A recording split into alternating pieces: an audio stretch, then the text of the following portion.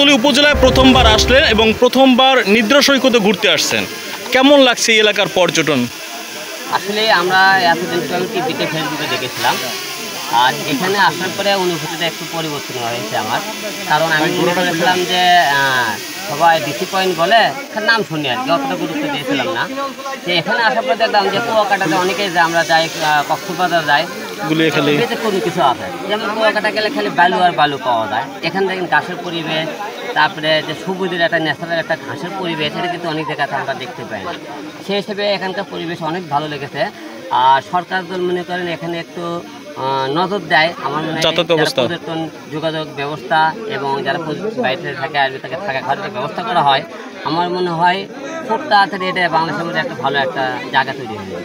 আচ্ছা, এখানে কিন্তু আরও 2-3টা দেখার মতো জায়গা রয়েছে, যেমন রয়েছে শুভ সন্ধ্যা সমুদ্র সৈকত এবং হচ্ছে ট্যাংরাগিরি ইকো পার্ক, যেখানে সুন্দরবনের একটা অংশ বলা চলে এবং সেটি কিন্তু 21 কিলোমিটার এরিয়া জুড়ে গঠিত। সেখানে আপনি এখনও যাননি এবং আজকের মনে হয় যেতেও পারবেন না, কারণ ঢাকা যাওয়ার পরিকল্পনা রয়েছে।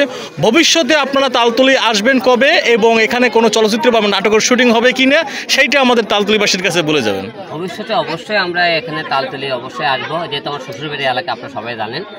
আর এখানকার যে হিসেবে আমরা লোকেশন দেখেছি, আমরা সেই হিসেবে আমাদের শুটিং করার মতো জায়গা, এখানে শুটিং করার মতো জায়গা। ভবিষ্যতে আপনি যেহেতু আরও 2টা পয়েন্ট আমি আজকে যেতে পারলাম না, পরবর্তীতে আসলে অবশ্যই আমি লং টাইম একটা সময় নিয়ে আসবো, যাতে এখানে এবং আরও যে লোকেশন 2টা আছে 2টা লোকেশনে শুটিং করতে পারি। সব হিসেবে আমি মনে হয় ভালো লাগে পারেন, যেহেতু মনে করেন যে আমি ভিউ দেখেছি এখানে, সেই হিসেবে শুটিং করার মতো জায়গা।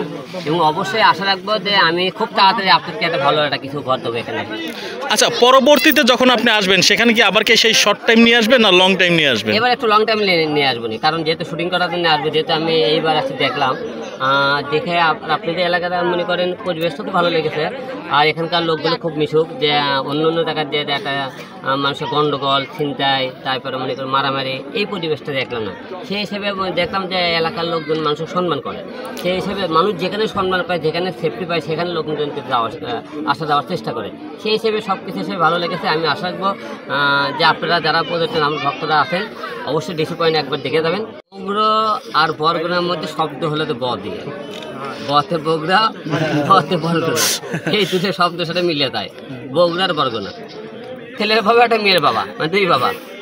আচ্ছা, আপনারা যে দুজনে একাত্রিত মানবীমান বলে একাত্র হয়েছেন, ভবিষ্যতে আপনারা আবার রাগ করে বিচ্ছিন্ন হবে না এরকম? আসলে সংসার বলতে মানুষের রাগ অভিমান থাকে, তো আমরা কোনো টাইমে চাই না আমরা 2জনে বিচ্ছেদ হই, আমরা আলাদা হই। দেখেন আমরা এই অল্প সময়ের মধ্যে অনেকবার কিন্তু আমরা ক্যাসাল গন্ড করে কিন্তু আলাদা হওয়ার চেষ্টা করছি, কিন্তু কেউ কাউকে ছেড়ে দেন, দিন শেষে কিন্তু কদিন পরে আমরা কিন্তু আবার মিলে যায়। আসলে ভালোবাসা এমন একটা জিনিস, মনে করেন এই জায়গায় যত লোকজন মনে করেন তৃতীয় পক্ষ ঢুকে না, আমাদের ভালোবাসার মধ্যে তৃতীয় পক্ষ ঢুকে যায়। তৃতীয় পক্ষ যখন ঢুকে যায় না, তখন এই ভালোবাসাটা সংসারটা নষ্ট করার চেষ্টা করে। আমি চেষ্টা করি সেই তৃতীয় পক্ষের সরে মনে করেন সংসারটা টিকে রাখার চেষ্টা করি অল টাইম। দেশ ও প্রবাসের নিত্য নতুন খবর পেতে ওয়ান টিভি নিউজ ইউটিউব ও ফেসবুক পেজে ফলো দিয়ে রাখুন।